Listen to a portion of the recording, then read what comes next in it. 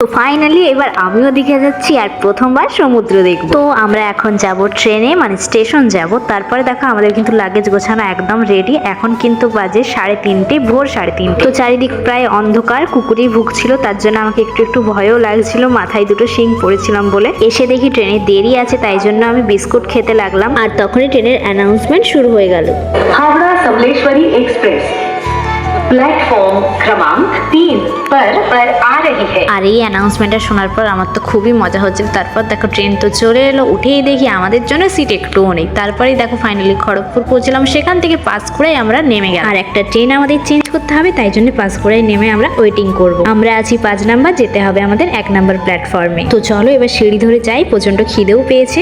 এরপর পাঁশকুড়ার ফেমাস আলুর চপ দিয়ে মুড়ি খেতে যাব। তখনই দেখি আমাদের ট্রেন হর্ন দিচ্ছে। চটপট করে খাবারটা ব্যাগে রেখে আমরা হাঁটা দিলাম ট্রেনে ওঠার জন্য। আর ট্রেনটা তো খালি দেখে আমার বিশাল আনন্দ। নিয়ে নিলাম একটা লেমন টি আর সেই মুড়ি মাখাটা। ট্রেনে উঠেই খেতে বসে আমরা কিন্তু বন্দে ভারত দেখতে দেখতে আমাদের ট্রেনটাও ছেড়ে দিল। তারপর হালকা ফুলকা আরো কিছু খেয়ে দিয়ে একটার পর একটা স্টেশন তো পেরিয়েই যাচ্ছিল। আর দেখো পাঁশকুড়ার পরে এই কাজুর লাড্ডুগুলো কিন্তু বেশ ভালো খেতে। আর তারপর ফাইনালি দীঘায় নেমে দেখি হাওড়ার থেকেও বেশি ভিড়। এত ভিড় দেখে আমরা ওয়েটিং করলাম। তারপর একটু ফাঁকা হতে আমরা কিন্তু হাঁটা দিলাম। তারপরেও দেখি কিছুজন নাকি ট্রেনটা মিস করছে এত ভিড়ের কারণে। দেখো কিরকম দৌড়ে দৌড়ে যাচ্ছে সবাই। আমার তো দেখেই ভয় লাগছিল যে নেক্সট দিন আমরা কিভাবে আসবো এত ভিড়ে। তারপরেই আমরা হোটেলে পৌঁছে যে যার ড্রেস চেঞ্জ করে রেডি হয়ে গেলাম। এরপর আমরা যাব সমুদ্র বিচে। আমার প্রয়োজনীয় সব জিনিস কিন্তু হাতে নিয়ে নিয়েছি। এরপর আমরা হাঁটা দিলাম। মাত্র আমাদের হোটেল থেকে 3 মিনিট হাঁটার পরেই কিন্তু বিচ একদম চলে এলাম। আর হাঁটতে হাঁটতে ভাবছিলাম কখন যে বিচটা দেখতে পারবো। আমার মনের ভিতরে আলাদাই ফিলিংস হচ্ছিল। আর দেখো ফাইনালি কিন্তু সমুদ্র দেখতে পেয়ে গেলাম। এখন অনেকে বলবে বাচ্চাদের মতো কেন করছে। আরে ভাই আমি সত্যিই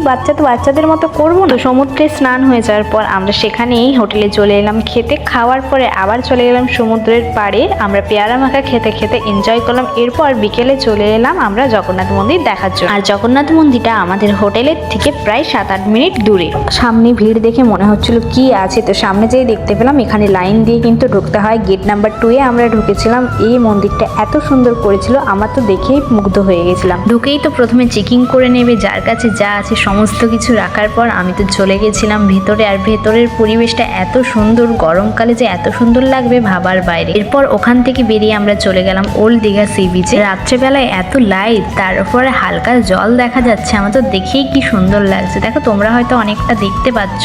আর দেখো আমি কিন্তু ক্যামেরা করার চেষ্টা করছিলাম, কিন্তু আমার পেছন দিক থেকে আসছিল না। এরপর কিন্তু আমি নিয়ে নিলাম 2 প্লেট অক্টোপাস। যাই হোক এখানে অনেক ধরনের মাছ ভাজা খাওয়ার পর আমরা চলে গেছিলাম ডিনারের জন্য, কারণ অনেক রাত হয়ে গেছিল। আর তারপরেই আমরা অর্ডার দিলাম তন্দুরি রুটি আর তড়কা। এইসব খেতে খেতে আমাদের মনে পড়লো এখন আমাদেরকে রুমে যেতে হবে, কারণ কাল সকালে আবার ট্রেন ধরে আমাদেরকে ব্যাক আসতে হবে। তো চলো মন্দির দেখতে দেখতে এবার বাড়ি যাই। Tata bye bye, good night, thanks for watching.